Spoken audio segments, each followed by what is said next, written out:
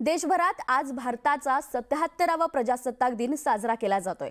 1950 साली आजच्याच दिवशी भारताचं संविधान लागू झालं आणि भारत एक सार्वभौम, समाजवादी, धर्मनिरपेक्ष आणि लोकशाही प्रजासत्ताक देश म्हणून जगाच्या नकाशावर उभा राहिला।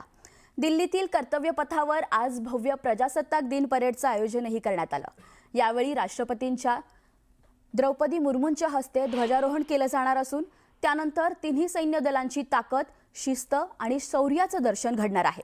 विविध राज्यांचे आकर्षण, चित्ररथ, सांस्कृतिक कार्यक्रम आणि शालेय विद्यार्थ्यांची प्रात्यक्षिके या परेडसाठी खास आकर्षण ठरणार आहेत। देशाच्या एकतेचा, अखंडतेचा आणि संविधानांचा मूल्यांचा पुन्हा एकदा संकल्प घेण्याचा हा दिवस आहे।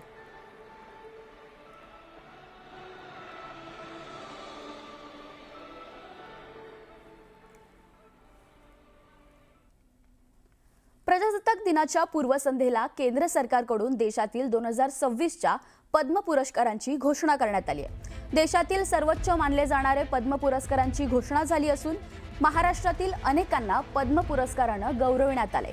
यामध्ये लोकनाट्य क्षेत्रात तमाशा कलाकार रघुवीर खेडकर आणि कृषी क्षेत्रातील योगदानाबद्दल श्रीरंग लाड यांना यंदाच्या वर्षीचे पद्म पुरस्कार जाहीर झाले आहेत। यांसह पालघरमध्ये वारली संगीतकार भिकल्या लाडक्या धिंड्या यांनाही पद्म पुरस्काराने गौरवण्यात आले।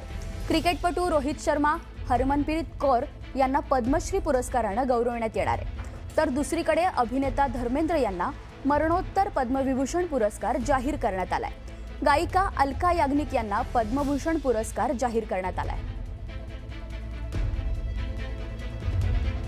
वाद्यांनी आम्हाला फार काही जगभरात आम्हाला पोहोचवला, म्हणजे हे आमची देवता समजून आमच्या समाजाची आदिवासी कशावरनं तर आदिवासीची ही शान आहे।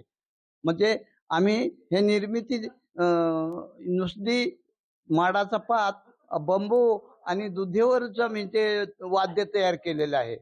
म्हणजे आजकाल देव नाही आहे, देव आज हे वाद्य माझा देव झाला आहे। म्हणून आज मला आज जीवन जगवण्याचा माझे सार्थक हे वाद्याने केला।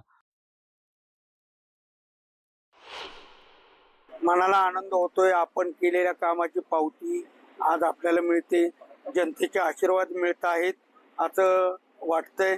आणि माझ्या आई वडिलांनी केलेले कष्ट, त्यांनी मला दिलेलं बाळकडू आणि मी रसिकांची केलेली सेवा याचं फळ हा पुरस्कार मला मिळणार आहे।